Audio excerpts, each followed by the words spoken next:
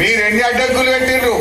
అయ్యో ఈ ప్యాకేజ్ ఆ ప్యాకేజ్ అని కారం పొడి కొట్టుకుంటా లొల్లులు పెట్టి అడ్డం పడ్డారు.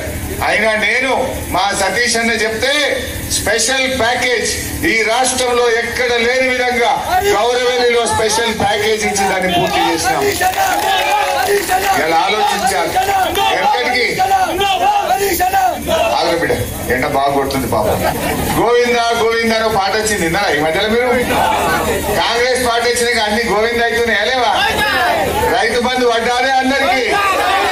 కరోనా ఉన్నప్పుడు కరోనా కష్టకాలంలో కూడా కేసీఆర్ టైం మీద మీకు రైతు బంధు వేసిండు. ఈ కాంగ్రెస్ వచ్చినాక కళ్ళాళ్లకు వడ్లు వచ్చినాయి, ఇంకా పురాగ రైతు బంధు వల్లే. ఎంత బేకారు గవర్నమెంట్ అయినా నమ్ముదామా? ఇవాళ మీరే చెప్పాలి. ఇప్పుడు గోవింద అనే ముచ్చట మీరు చెప్పును నేనంట.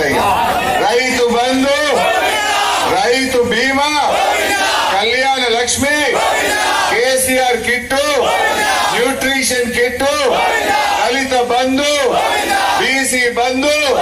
కాంగ్రెస్ పార్టీ అట్లయితేనే ఇవన్నీ వస్తాయి. రేపు అసెంబ్లీలో కొడుకుల మెడల్ వంచాలి. మీరు వినోదాన్ని గెలిపియండి. నేను రేపు అసెంబ్లీలో గట్టిగా మీకోసం కొట్లాడి ఎట్లా ఇయ్యవు మా అవ్వాతాతలకు 4,000 అని వాళ్ళ మెడలు వంచి అవ్వాతాతలకు 4,000 ఇప్పించే పని చేస్తాం. అక్క చెల్లెలకు నెలకు 2,500 ఇస్తానో బిడ్డ, నీ సంగతి ఏందని మెడలు వంచిగా 2,500 వచ్చినట్టు చేస్తాం. ఇవాళ నేను కొట్లాడితే వడ్లకు మక్కలకు బోనస్ గురించి, ఇవాళ రుణ మాఫీ గురించి రోజు ఈ కాంగ్రెస్ పార్టీతో పోరాటం చేస్తున్నాం. ఒక్కసారి మోసపోదాం, ప్రతిసారి పోదామా? ఇలా వినోదన్న ఆయన అభివృద్ధి సాధకుడు.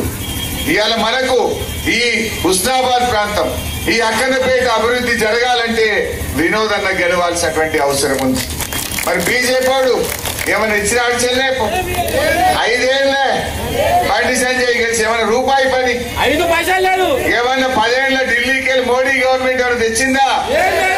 ఎందుకు తెలియదు, కొన్ని తెచ్చింది కాదు. 350 సిలిండర్ 1000 రూపాయలు చేయలే. పెట్రోల్ డీజిల్ 60 రూపాయలకి వెళ్ళి 100 రూపాయలు చేయలే. జీఎస్టీ పెంచినాక నీ పప్పు, ఉప్పు, నూనె, పాలు, పెరుగు ధరలు పెంచలే.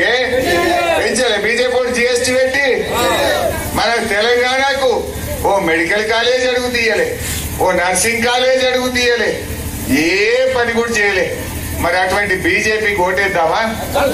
దయచేసి ఆలోచించండి. పోయినసారి అంటే ఏదో వేసినాం, ఇవాళ మళ్ళా మోసపోవద్దు. కాంగ్రెస్ బీజేపీలు ఇద్దరు కూడా దొందే, ఇద్దరు రైతు వ్యతిరేకులే. అందువల్ల ఎప్పటికైనా మన తెలంగాణకు మన కేసీఆర్ శ్రీరామ రక్ష. కేసీఆర్ గారిని గెలిపిస్తేనే మనకు న్యాయం జరుగుతుంది, మేలు జరుగుతుంది.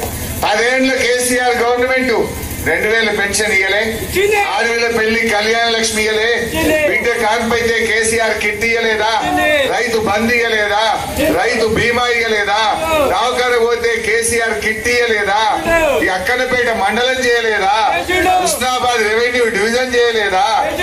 ఈ పనులు మనం చేసినాం. మరి కాంగ్రెస్ వచ్చి ఏం చేసిండు? రివర్స్ గేర్ ఉన్నాయి ఊడవిక్తుడు కంటే. మున్పటి లెక్క బాయికాడ కరెంట్ వస్తున్నదా? మోటార్లు కాలుతలేవా? ఇప్పుడు కేసీఆర్ ఉండగా ఒక్క కరెంట్ మోటార్ కాలలే. కాంగ్రెస్ వచ్చిండు, మళ్ళీ మోటార్లు కాలడం మోపైంది. మోటార్ కాలితే 10,000 మీద పట్టలేవా? మనకు 10,000 రూపాయలు ఖర్చు అవుతున్నాయి. నేను అడుగుతున్నా, కేసీఆర్ ఉండగా 10 ఏళ్లలో మోటార్లు కాలదెట్లా? ఈ కాంగ్రెస్ రాగానే 5 నెలలనే మోటార్లు కాలుతాయి ఎట్లా? అంటే వీళ్ళకి శాతం అయితే లేదు. పరిపాలన చేతగాక కరెంటు సరిగా ఇయ్యక ఇలా ప్రజల ఉసురు పోసుకుంటున్నది కాంగ్రెస్ పార్టీ. అందువల్ల మిత్రులారా, ఇంకా ఎండల మిమ్మల్ని ఎక్కువ తిప్పలు పెట్టగాని దయచేసి మరి 13వ తారీఖు నాడు మన వినోదన్న గారి కారు గుర్తుకు ఓటేసి అన్నగారిని ఆశీర్వదించాలని మీ అందరినీ కూడా కోరుతా ఉన్నా. ఇక్కడ ఉన్న వాళ్ళు దయచేసి ఒక్కొక్కరు ఒకరికి చెప్పుకోవాలి. మా ఎస్టీలు కూడా, మా లంబాడి అక్క చెల్లెల్లారా ఆలోచించండి. కాంగ్రెస్ వాడు కనీసం మన లంబాడిలకు మంత్రిని ఇచ్చిండా?